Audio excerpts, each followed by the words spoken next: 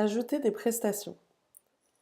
Afin d'ajouter des prestations sur un patient, je vous recommande dans un premier temps de vérifier que vous êtes bien dans la bonne unité. Celle-ci est affichée en haut à droite. Typiquement ici, nous sommes en anesthésie. Il faut ensuite cliquer sur le bouton Prestations en bas à gauche. Vous avez alors l'ensemble des chaînages disponibles pour cette unité d'anesthésie qui s'affiche. Vous pouvez cliquer et les catégories s'affichent alors. Si vous ne souhaitez pas ajouter ce chaînage mais un autre, vous pouvez toujours retourner en arrière grâce à la flèche. Sélectionnez une catégorie et le chaînage s'affiche sur la droite. Notons que, de manière automatique, la date et l'heure de la prestation se met à la date et l'heure actuelle. Cela peut causer des problèmes si nous souhaitons sauvegarder le chaînage. En effet, un message d'erreur s'affiche car il faut absolument que la prestation soit à la date entre la date d'admission et la date de sortie du patient.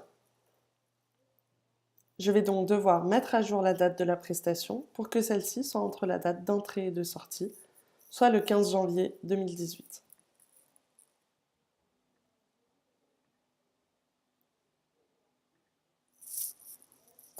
Je peux ensuite modifier les quantités de chacune des prestations.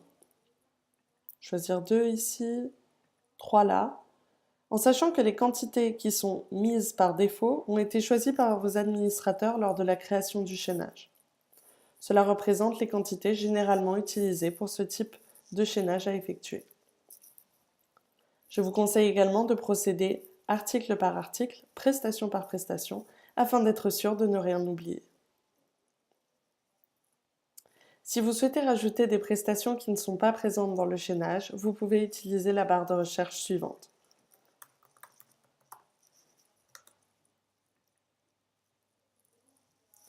L'aiguille jaune est rajoutée. Nous pouvons ensuite sauvegarder le chaînage. Cela nous renvoie sur la page d'accueil du chaînage AG sans intubation et nous pouvons retourner sur la page de séjour du patient en cliquant sur Retour. La prestation ajoutée apparaît ici. Notons que la prestation est maintenant affichée dans Oxygène, mais cela ne signifie pas qu'elle a été transférée à la facturation. Afin que le patient soit facturé de manière juste et que la facturation reçoive correctement les prestations, il vous faut sélectionner la prestation et cliquer sur Valider. La prestation devient alors verte et cela signifie qu'elle a bien été envoyée à la facturation. Dans certains cas, le bouton Valider est grisé. Il s'agit d'interfaces pour lesquelles ce sont les ICUS qui doivent valider les prestations.